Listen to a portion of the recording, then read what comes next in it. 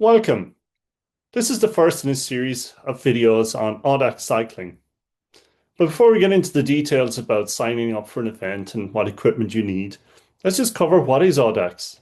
So it's long distance self-supported cycling. And the self-supported is the key part of that sentence. You got to look after yourself. So you got to get yourself to the start line, you make sure your equipment's fine, you look after your food stops. Like, don't expect lots of support. This is self-supported cycling. It's not a race. So at an Audax, you're not going to see a whole group of cyclists, big fast bunch heading off. It's not a race. The idea is to complete the route within a time limit. And time limits are generous. Most time is wasted at stops. So long as you're moving, there's no problem finishing an Audax event. Common distances, they start at 100 kilometers, more typically goes 200, 300 kilometers plus. Again, it's not a race. You ride at your own pace. So you either form a group with people that are at the same level as you.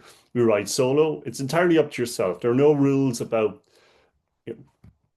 which format, whether to go solo or whether to go in a group. Just go with whatever's comfortable with you.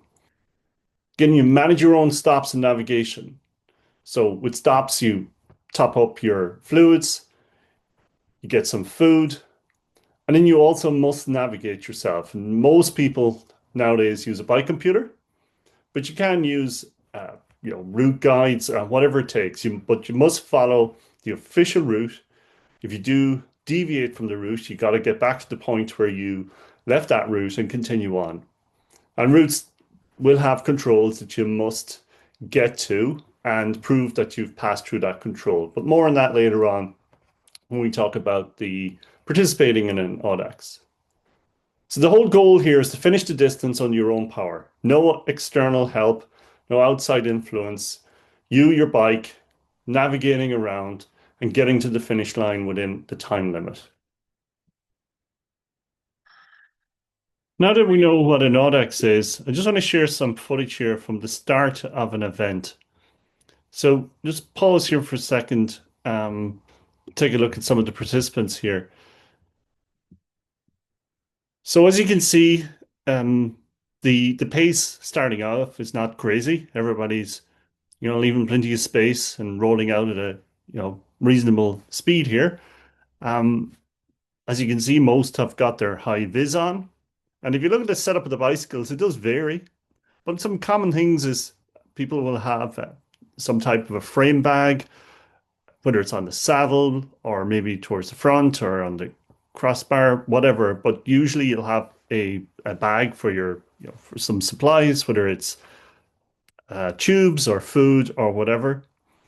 Um, this particular event here, I think it did rain later on, and people will have their mud guards on, and so their bike is set up for for comfort, and also will be used to carry whatever get equipment supplies they need. Um, so everybody's rolling out nice and slowly, nice and safe here. In high vis is very much a team here, and spirits are good. Somebody's on a reclining recumbent bike, getting towards the last few rolling out here. In fact, one chap has lights on, and that's perfectly fine as well. Although if you're on batteries, just be careful of that because maybe later in the day when it gets dark, you don't want to suddenly realize that your lights were on all day and your batteries have gone down. So that's very typical of the start of an Audax event. It's calm, people are in good spirits, a new adventure starting out, and people are organized. They've got their various things they need, their brevet card, more about that later. And in, spares, whatever, everybody needs to be self-supported. Now that we know what an Audax is, let's talk about events. And there are really two main types. There are calendar events and there are permanents. So I'm going to take a look at the Audax Ireland website here. And if you go to calendar and the calendar events map 2026, a great place to browse a list of calendar events. So calendar events are an event which are scheduled for a particular day. So if you go into, for example, Four Towers 200 here, This event is scheduled for the 3rd of January 2026. You must register for a calendar event. So you go down here and the option to register is shown here. It's a link to Event Master. If you browse one of the later events, let's skip forward to, for example, the Midlands 300, or actually let's go to Mayo 200 because that's both a calendar and a permanent.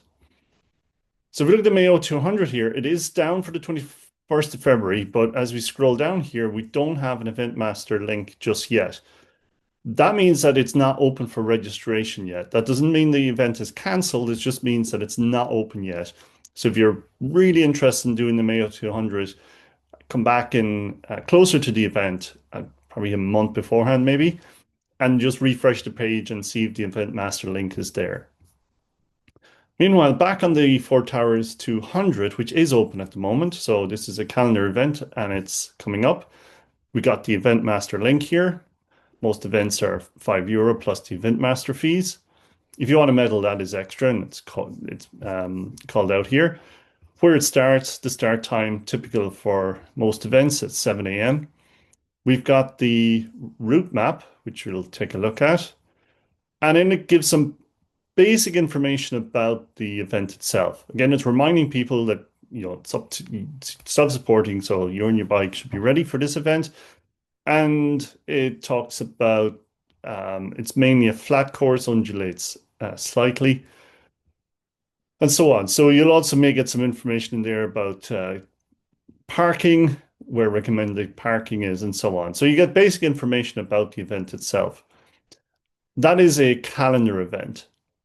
A permanent event, and you can go to the website and there's options in here to browse our permanent events. That's an event where you can choose to do it on whatever day you want. Now, you still must contact the organizer. So Mayo 200 here, it's Seamus O'Dowd. So you must contact Seamus and let him know that you're going to do that particular event on whatever day you're, of choosing. And the reason you want to do that, might want to do that is if you just fancy exploring a new part of the country, this route is laid out. There'll be links in here where you can download. So it's a great way to explore new parts of the country. And you can do, whatever calendar suits you or weather suits. Pick a date that suits. Just if you want to be recognized for it, just let the organizer know. Also, if you're doing something like Randonneur around the year, you can use permanence for that. What you cannot use permanence for is just back on the Audax homepage here. It does mention, and this is quite a popular challenge for Audax participants, is to try and complete a super randonneur. That particular challenge must be made up of 2, 3, 400, and 600 kilometer events, and they must be calendar events. So you cannot use permanence for something such as super randonneur, or for example, if you're interested in holding the big events on the calendar, which is every 4 years, Paris, Brest, Paris, your pre-qualification and qualification events for that must be calendar events. So for some of the bigger awards or some of the bigger events, usually it's a calendar event that's required. The permanents are more for opening up the countryside for exploring routes, but there are certain awards within Audax Ireland, for example, the Randonneur around the year, that does use permanence. So that's the main difference between both. If you want company on a spin, choose the calendar one because you're going to always have others around and you can join a group. You can go solo as well on the calendar events, but it's your best chance if you want to cycle with a group. You cannot mix up. So on the day of a calendar event, you can't choose to cycle that as a permanent. It's down to insurance reasons and so on. So only people who've registered for the event on the day can do it on the day. But permanence, there's no restriction there. Other things to point out in here, how difficult an event is, it's usually down to the amount of elevation. And to check that, it's sometimes called out in here in the description. It says mainly a flat course. But to check that, go into the link here.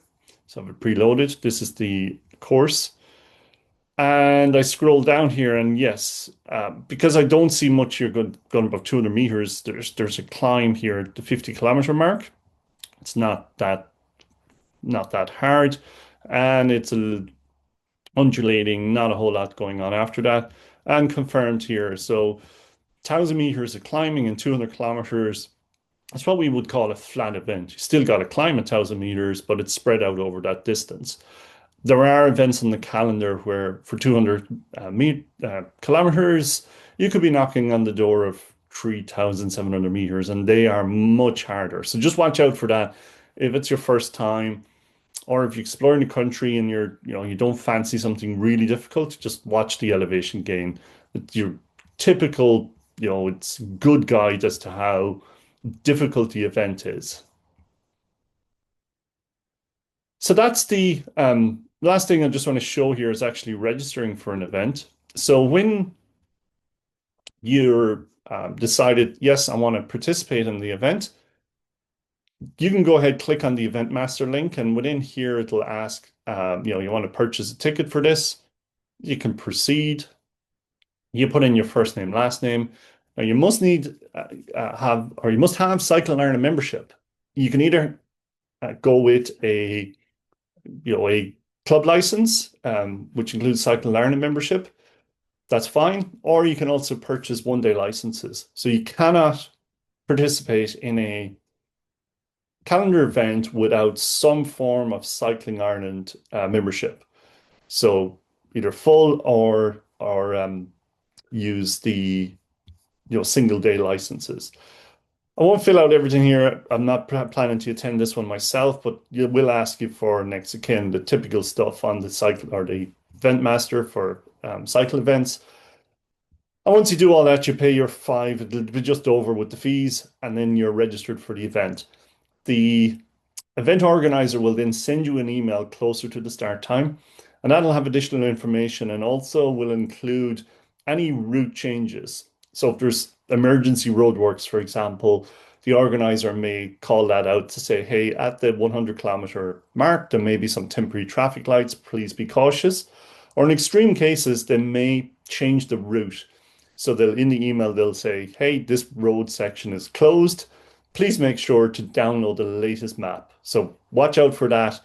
Always use the map that the organizer suggests to use, and that may change right up to the last few days before the event. There could be a new route map. I myself have been caught out with that previously, where you download the map that's available now, show up on the day, and wonder at a point in time why you don't see anybody else around, because the map was updated. And I remember getting caught out with a block road once because I was using the old map. So just watch out for the organizer's email. That will have the latest information about the event itself. So once you register or you sign up, it's then up to you to get to the start line, and that is half the battle. It's not actually all the miles and all the, navigating. The main thing is to get yourself to the start line, because once you do and you start rolling, it's amazing. No matter how bad things are, it's amazing how you can push through that and complete the event.